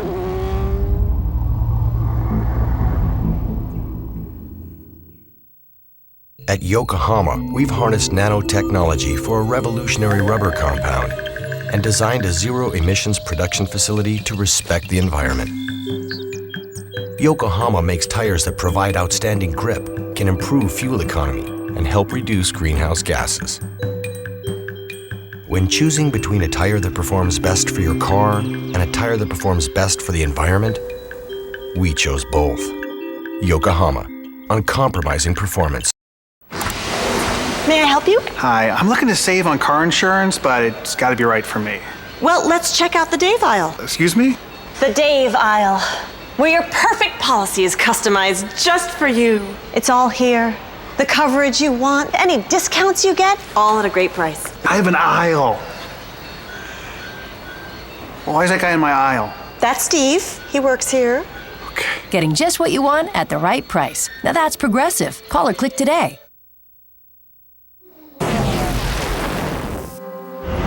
Mikimoto pearls are considered among the finest in the world, and this week in Beverly Hills along famed Rodeo Drive, the Mikimoto Gallery hosted an exclusive reception for the American Le Mans Series. The Mikimoto storefront hosted a race car display, and the function welcomed members of the prestigious Peterson Museum, celebrities, select fans, and series representatives in the heart of Beverly Hills. Now, Mikimoto is an official corporate partner of the series, and everybody's looking forward to the banquet because at the end they get some special awards, and I dare say they are going to be absolutely gorgeous. We are back at Long Beach, and let's check in with Dorsey Schrader for our Michelin Tire Tip. Well, when Michelin comes to the racetrack, they don't just bring a couple truckloads of tires and hand them out to their teams. In fact, if you're a Michelin team, you're assigned a specific tire engineer. He helps you out throughout the weekend with tire pressures, taking the temperatures, etc. He gathers data throughout the race, and when the race is over, his job is not yet done. He then has to take his information, send it to the tech tire for the street tires tech center. They analyze his data, and it helps him build new race tires and street tires. Now, Lee Willard is the tech that is here at Corvette Racing. Now, how much does it transfer over? Well, He works here every day, but he is responsible for the first tire ever built for the ZR1 Corvette. And he also has done all the replacement tires for the C5 and C6. So whatever data we gather here today at Long Beach, it's going to go into future street tire development for the Michelin you buy for your car. Well, that's why they're here playing, that's for sure, as they learn an awful lot. And well, there's a nice scene here at Long Beach, a little gondola ride. They do everything here at Long Beach and do it incredibly well. Now we're going to hop on board with the number 21. This is the Yokohama Advan Bell Micro Panos. Dominic Farnbacher behind the wheel.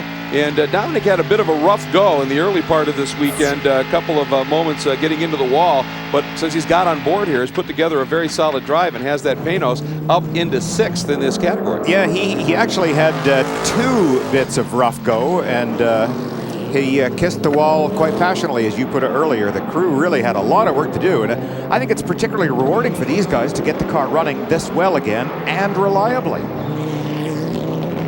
There he goes, cycling through and talking with the team owner of Team PTG Panos, Tom Milner. He said, you know what?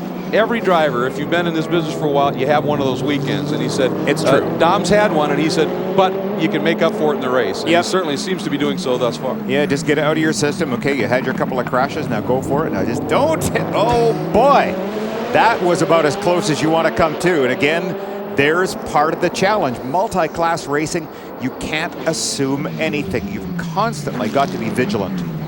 Well, that looked to me, Bill, that at a certain point you have to turn or you're going to get into the wall. Oh, definitely. Yeah. Yeah, I mean, at that point, I think in the Lola, I'm not sure which car that is, and we can't see the number, but the driver thought, well, maybe he's going to stay wide. And thankfully, the braking systems are so good on these prototype cars. They literally do stop on the proverbial dime. And the car that sits in terms of the run order, 5th in class, in front of the number 21 is this car, the number 44. That is another of the Flying Lizard Porsches, the E-Silicon Shortell Redline coffee machine with the blue trim, started by one of the team principals, Seth Nyman, and Darren Law, who is one of the truly spectacular GT and prototype racers in the business, has gotten on board, and he has been able to pull that car up into the top 5 right now. And when you compare lap times, he is throwing down some laps that are on pace with the leaders. I was just going to say that. As a matter of fact, he is actually running faster than Jamie Mello in the Ferrari race, so Darren Law is doing a really good job. These guys have run these cars so successfully since the team was first formed a few years back. They've had just some of the prettiest graphics we see on race cars, and all weekend long they've been working with some of the better Porsche engineers, keeping the cars working well over the bumps. Matter of fact, this team is the team that won the driver and team championship last year in the GT2 category. So the credentials are there. Every year they've run in this championship, they have finished in the top 3 in terms of championship points. And they are certainly a favored team with Porsche, and you can see why. I mean, the execution that this team offers up is superb. Well, so favored that one of Porsche's top engineers, a gentleman named Roland Kusmal, is at the track. And when I talked to him earlier this morning, he says, oh, I'm just here on holidays. Yeah, having fun too. And a very interested spectator, He is, yes, he's quite a hands-on spectator. And take a look just behind that BP Mazda. There's the number 92, one of the new Rahal Letterman Racing BMW M3s. Very innovative cars these are that they have brought in this season, and it's been one of those situations. It's such a brand new package, Bill. It's just taking a little development time, isn't it? Yeah, it's kind of like the Lola that he is following right there, it too being a brand new race car. You can't come right out of the box into a series like this, just passing his own teammate there too. That's heads up. Probably his radio transmission came from the pits to his teammate saying, let him by, because he's got a good run going. Currently running in 3rd place in the GT2 class. And Dirk Mueller, one of my favorite drivers, he has driven a variety of cars and has been very successful. He's easy on equipment, he's very smooth, and he too is a good development driver that with his experience, he can help the team with their growth on these brand new BMWs. Well, as a matter of fact, Dirk won this class here last year. A year ago, in a Ferrari. Around the hairpin together. Yeah, this flying formation right now with these BMWs. Well, and as I talk to all 4 of these Rahal Letterman BMW drivers, Dirk Mueller being one of the more honest ones, and he's just saying, Kelly, we do not have the straight line speed. We're going to get killed in those long straightaway here at Long Beach by the Porsches. So thinking he's pretty pleased to be in the position they were, because they felt like there was no way they were going to be able to hold off those Porsches and Ferraris. And that number 90 BMW telling me they're just going for broke at this point. They've had so much bad luck. It's all or nothing from here on out. Well, it is always an intense battle. There's no question of that. And when we come back, folks, we are going to take you all the way to the finish. We're going to take a look at P2. Here are your GT2 standings.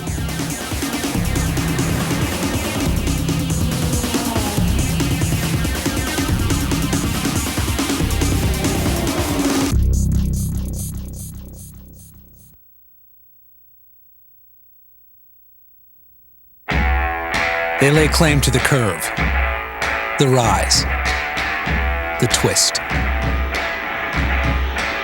They dig in their heels, demanding nothing less than more, refusing to compromise joy in the name of practicality. We build cars for people like that.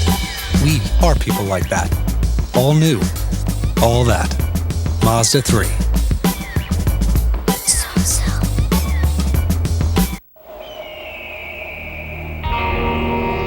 Michelin makes some of the most fuel-efficient tires on the road, so you can take the pump down. Find out how much you can save at MichelinMan.com. Michelin, a better way forward. Check this out. Benny still pays for a big, expensive broker. Well, he's a friend of my father's, though. He's a friend of your father's. Take control with one of the most powerful investing machines there is at E-Trade. Oh my God. Tonight on an all-new Housewives. We could have been good friends. How can you ever forgive me? With only 5 episodes left. You really think you're hotter than me? You can't afford to miss one. You ready for this? Then you'll be ready for the biggest season finale yet. You're gonna be just fine. ABC's Desperate Housewives. All new tonight at 9/8 Central on ABC.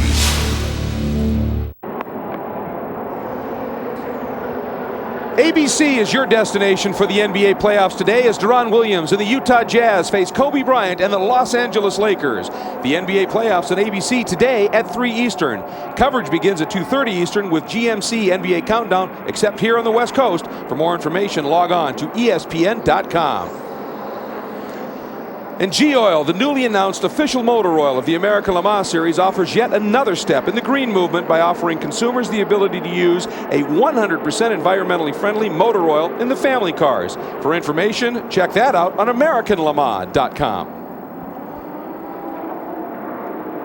We are back. The marina is full. The boats are parked because all the owners are sitting in the stands watching some incredible racing here through the streets of Long Beach. We hop on board with the overall race leader, Gilles de Ferran, the number 66 XM Satellite, P1 Acura. And here he goes, working through traffic, swinging out and around. He's got another car. It's one of the P2 machines, one of the BP Mazdas. Gets through clean, Bill.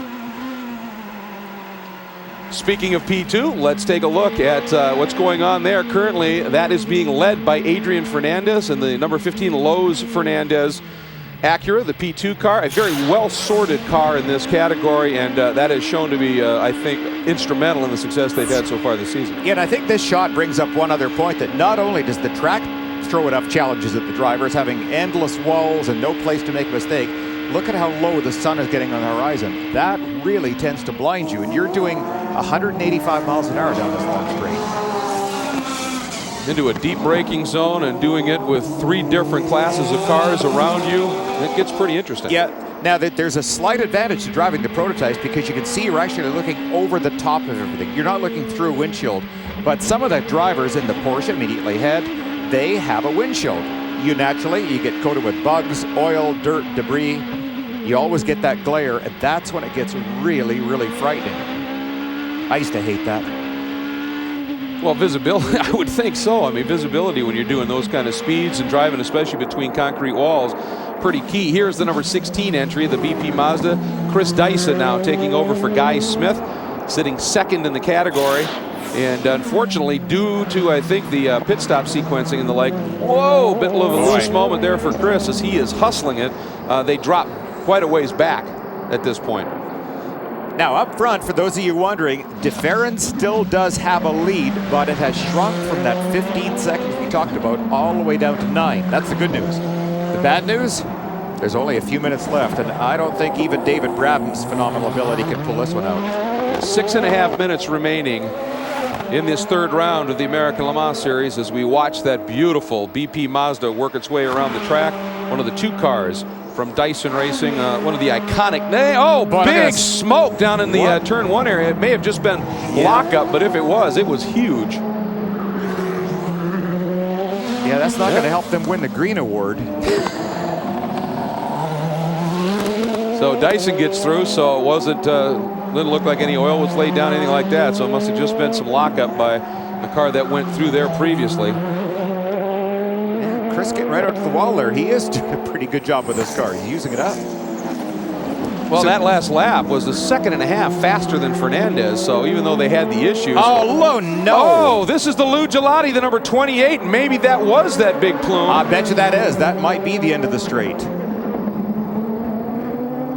And Boris said bails, so that's the good news. He is out of that car. And this is actually down at the other end of the track. And full course yellow. Okay, here we go. This is exactly what David Brabham was praying for. This is going to close the field up. Even if there are cars between them, at least that gap of 8.8 seconds suddenly is going to be reduced down dramatically. Look at how fast they put it out. Credit to those guys right there. Really good job on the safety crew. Give you a look here. Okay, that's it. That's down at turn 1, and you can see the smoke has drifted across the track where the fire actually took place.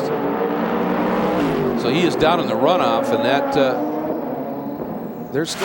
not out yet. Okay, here we go. Watch it here, Bill. Okay, coming down the straight, and it looks like he's already slowing down quite a bit. Look at the flames inside the car. Holy man. Yeah, see, the door is open right there. Watch, there now, it is. I bet you he has triggered the onboard fire system right there. A lot of what was inside the car right there just disappeared, so he must have tripled. But holding his helmet. Now I hope Boris is okay. Well, and the only issue here in terms of, you were talking about, this is what Brabham wanted. It depends on the cleanup. We have now, as you can see, 4 minutes, 10 seconds remaining. And if this doesn't get cleaned up, this may seal the win for Gilles DeFerrin. But we'll see how quick the officials and the RV workers can get this incident cleared up. But scary moment, but the good news is we watch Boris get out of the car and to get clear of everything. There's the pace car. It is obviously just picked up the first car that came along to try and make sure that they got everything stopped down in there. And you can see, I'll tell you what, the IMSA safety team, which is one of the best in the business, is talking to Boris and giving him any attention and any concern that he needs. And having those guys there, that is huge. And you can also see the rest of the IMSA safety team. Boy, these guys do an incredible job. And the drivers, it makes you very comfortable when you are racing to know you've got a crew like this that should something go awry, they're there for you. Definitely. You know, the one thing I'm thinking of right now is I'm not sure that they're going to get this race restarted, because that car is in potentially a very dangerous area should somebody else go down there on an emergency. Well, Bill and Greg, I'm down here at the Lou Gelati racing pit, and obviously they can't confirm what happened there as they haven't seen the car yet, but Lou's speculating that when he had contact with that BMW we saw a while back, he says he thinks that broke something inside the cockpit. Then they had smoke in there and obviously just caught fire, but he thinks that it may have something to do with that contact earlier with the BMW. That's not a bad guess, Kelly. Yeah. I would tend to think that you're probably right, that something got pinched off or weakened by the contact. And Kelly, while you were talking, Boris made the walk over to the medical car just to get, obviously they're going to take him in, just check him out, but he gave a big wave to the crowd, walked over under his own power, so that is good news as well. And folks, we just got word, as you can see, the overall leader, Gilles DeFerrin, is being picked up by the pace car because of that incident. As we were talking about, Bill, we just got word from race control that unfortunately we're going to finish under caution. There's no way they can get that car, as you said, cleaned up, moved out of the way, and get back to green flag racing. And you don't want somebody, I'm sure, heading into that runoff area at speed with a car. Nah, the word for the day for this team is going to be finally 2 straight races. They were on the pole. didn't have any good luck at all. Finally here, they are not on the pole. They're going to win the race. And for Patron Highcroft, I guess, what if? Quite remarkable, too. We should bring up just the reliability of these Acuras. That is really impressive that both of these cars have run a very hard pace. David Brabham right there, and I'm sure he's frustrated inside the helmet when he takes it off and learns that it might be as a result of an official error. David, if we go green, if it goes green, the car in front of you should be helping you out. Huh. Well, that's interesting. And that's a lot of chat goes on pit lane when you're trying to come up and work through something like that. You're talking to every crew that's with a car in front of you, aren't you? Well, and I talked about for the Patron Highcroft squad, the word might be what if, and that is going to give us the Acura move of the race, and it was the incident in the pits, Bill. Yeah, regretfully, it was a move that was done by an official, and I think that was the holding of the Patron Highcroft car in the pits and thereby taking away its lead. So it was a move that happened in pit lane, or a non-move in pit lane, more accurately. And the question is I think it's still sort of going to be under review as to exactly what precipitated that. And there's Boris, got himself a glass of water, kind of hanging and watching. And tell you what, one of the great drivers, and as you said, in anything. It's fun to have him back racing in the series. As we are on our final lap now. It is official. We are on the final lap. And there's Scott Sharp calling back to Florida going, well, I got a story for you. Boy, and David never got the shot. That would have been a great battle. It might be Dad Bob Sharp he's talking to. Pretty good driver in his day. Could be. Well, one last time through the Fountain Complex, but at a much reduced pace. Unfortunate to see that, but that is how it goes sometimes. That's just the way the dice roll, and you have to deal with it. But for Gilles de Ferran, as you said, Bill, this is going to be sweet. You see the damage to the back of the car. I mean, they have overcome a few things from his crash in qualifying to the contact today, and to bring it home in those circumstances. That's special. Absolutely. You know, great credit to this crew and to both drivers just for never giving up. They didn't lose face. Even with that piece falling off when Simon Pagenaud admitted that the car didn't have a lot of rear grip, having problems down through turn one, he didn't bail out. And you know, for Gilles, I think this is going to be incredibly special because he has 3 times sat on the pole here at Long Beach in Champ Cars in the kart series. He led one year. It's a 102-lap race that year. He led for 100 laps and then had a gearbox break and didn't. It was just limped at home in 5th. This is going to be his win at Long Beach when he's deserved so many when he was racing in Champ Cars. So I think this will be ultra sweet for him. And he has worked so hard on this whole program that I was at a Super Bowl party that Gilles came to, and as I was standing talking to him, I kept looking over his shoulder, and he finally turned to see me watching the football on TV and said, "Who's playing?" He didn't even know that it was Super Bowl because he had been devoting 100% of attention to making this program work. So Gilles, hats off to you. Great job. We won! Look at him, hand pump. You can see the fist. He is ecstatic, as is the crew. A well-earned run and a victory, finally, for Gilles de Ferran at Long Beach. We'll talk to him when we come back.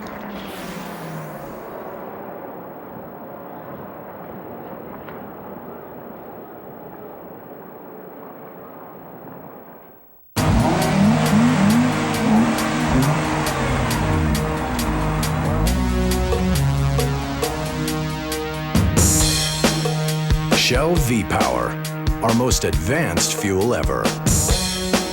Nitrogen enriched for optimum performance, maximum protection. There's no mistaking the power of the V. Here's Ryan getting ready to make his approach. To the men's room. Looks like he needs to go urgently. True. And there's Casey about to drive, also to the men's room. He has been going over and over. Now Wilson, 3rd time today, says he's going a lot at night, too. Yes, I'm afraid he thinks it's par for the course. They ought to see their doctors. Could be male urinary symptoms due to BPH and enlarged prostate. For many guys, prescription Flomax reduces their urinary symptoms due to BPH in 1 week. 1 week? Only your doctor can tell if you have BPH, not a more serious condition like prostate cancer. Avoid driving or hazardous monitors task for 12 hours after your first dose or increase in dose, as a sudden drop in blood pressure may occur, rarely resulting in fainting. If considering cataract surgery, tell your eye surgeon you've taken Flomax. Common side effects are runny nose, dizziness, and decrease in semen. Ask your doctor if Flomax is right for you. And call 877-4FLOMAX to see if you qualify for up to $40 off new or refill prescriptions. For many men, Flomax can make a difference in 1 week. At Michelin, our tires are rigorously tested. They're laser checked, X-rayed for structural integrity, and finally, no tire leaves the factory without a thorough hand inspection.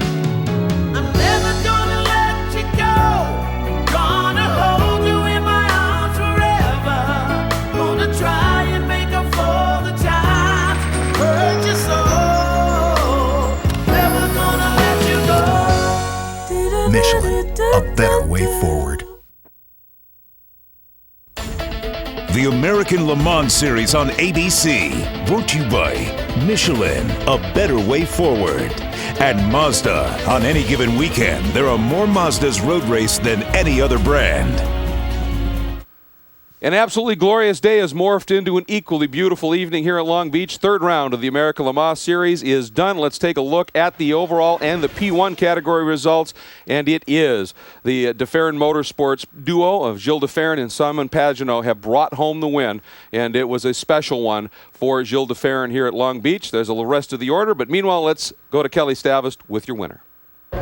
As we see Gilles DeFerrin getting a well-deserved hug and kiss from his wife and son. Jill, you finally done it, and what a place to get your first ever ALMS victory right here at Long Beach. I tell you, it's a great day for us. It's a great day for ACA and for our team. I mean, we've been knocking on the door ever since we started last year, and this is a great feeling. I mean, I've always run well here, but believe it or not, I never won here, so it's great to come back and win here in Long Beach. It's a great day for us. You saw the young Frenchman, your teammate Simon Pagenaud, make a great move at the start. Kind of tell me what you were thinking as you watched him through his stint. You lost the lead, you get it back under penalty, but what were your emotions like? Well, you know, I mean, you got to stay cool that way and worry about the things you can control. So I thought Simon was doing a great job out there considering everything he had to deal with. And, you know, I just tried to get my head in the game and said, okay, well, you know, just wait until I get in the car and see what it's like. So when I got in, I was in the lead and the car was feeling great. So it was a great day. Well, and I think one of the things so important, what he said, staying cool, that paid huge dividends right there. Even with the damage, they didn't give up. Man's a pro, no question. Let's take a look at our P2 category, and it was Diaz and Fernandez getting their third straight win in 2009. Let's get down to Dorsey. Winner once again in P2 category, Adrian Fernandez. First thing you did when you get out of the car is go to the Dyson guys and give them a good hug. Absolutely. You know, we lost the lead right at the beginning, and you know, it was a tough race from there. We needed to get good mileage at the end to be able to get them in the pits, and I had a good pace with our new tires, Michelin tires. So you know, it was a lot of push, but I think everybody was struggling a little bit with the track. But it's a fantastic result for us. Congratulations, man. Thank you. Well, and you heard Adrian talk about how hard they had to work today to be able to fend off those BP Mazdas from Dyson Racing, and Kelly has wandered over and found Chris Dyson. Great story there, Kelly. And Chris Dyson bringing home the BP Mazda in second place in P2, but given everything you guys have been through, not just this weekend, but this season, is this in some small way a victory? Oh, absolutely. No, you know, I'm really proud of my guys. You know, this is really our third race with the car. It's really the second street race the car's ever done. It was flying. You know, we led a bit. We didn't quite get all the practice time in at the early part of the weekend. I think I was paying the price on that a little bit in my first part of my stint. But once we put our head down and we stabilized the gap, I was hoping we could catch a yellow just to bunch us back up. Unfortunately, it just came too late. And, you know, I talked earlier about the fact they didn't get a lot of practice time, so this is doubly impressive that they were able to finish both cars, second and third place. That is an outstanding effort by the crew. And very competitive at that, so that's exciting. In GT1, a tremendous result for the number 4 Corvette, but for the team, for Corvette Racing, perhaps a bit of a bittersweet moment as you take a look at the run order there. Of course, the problems for the number 3 Corvette. Let's get down to Dorsey Schrader with Ollie Gavin. Here with Team Corvette, Ollie Gavin. Of course, you win the race, but I know you wanted to battle the sister car to the end. It just wasn't to be. No, it wasn't to be today, but the Compaway Chevrolet Corvette was fantastic for us today, and the Michelin tyres were wonderful underneath us. It's a tricky racetrack, and you need to have good tyres underneath you the whole time. Thanks to Bib, and thanks to Olivier for handing the car over to me in great shape, and we're onto the big race now at Le Mans, and really looking forward to that. Yeah, I was about to say, how are you guys prepared? Are you all ready to go? Oh, absolutely. We're always ready here at Corvette Racing. So, I'm sure it's going to be a great battle between the 63 car and the 64 car. We're going to have some good competition out there with some really fast Corvettes and Aston Martins and Lamborghinis. So, we're going to have a work cut out, but we're going to try and bring that trophy back to Corvette Racing. Good job, boys. Thank you.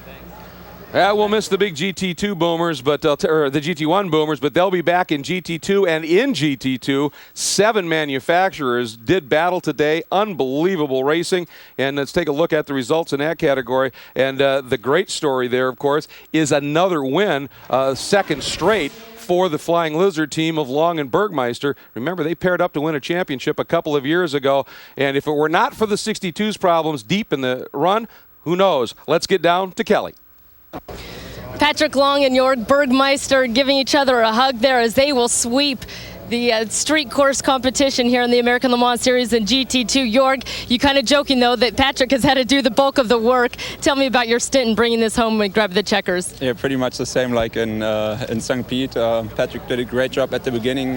Great pit stop again from the guys. And when I came out, I had a 37 gap lead on the Ferrari, and they were giving me the gaps and came down to 27, so I was just controlling it and taking it fairly easy. It just amazes me that I keep looking at all of these cars in GT2 staying so competitive. You got Porsche right there with the Ferrari and the BMW. This is phenomenal, and the addition of Corvette coming in with Jaguar, boy, do we have excitement. I think it's going to be fascinating. Wow. Let's take a look at our Michelin Green X Challenge. Of course, a very prestigious race within a race, if you will, and the prototype results. Boy, they doubled up today. DeFerrin Motorsports win the prototype division in the Green X Challenge in the 4.78 range. The only one to dip into the 4s. Low score wins. Nicely done there. And in the GT category, Flying Lizard did it as well. And look at that, a 2. That is a remarkable number for them to put up. Excellent job as they sweep here as well. Next race, by the way, is coming up, is going to be Salt Lake City, a vastly different track, high speed, and it's coming up. And it will be on speed. It airs Sunday, May 17th, the Utah Grand Prix. Look forward to that one. It's going to be fascinating. Bill, that a vastly different venue and very exciting. I like that a lot. I think that is part of the challenge, that these teams not only have to deal with so many different cars and traffic situations, but they have to win a championship by winning at so many different venues. Terrific challenge. Well, thanks so much, everybody, for joining us. Hope you enjoyed it as much as we did. It was spectacular. For Bill, for Kelly, for Dorsey, it's been a treat. Thanks so much for joining us. Coming up next, except on the West Coast, stay tuned for Game 1 of the NBA quarterfinals, the Utah Jazz against the Lakers. Take care, everybody.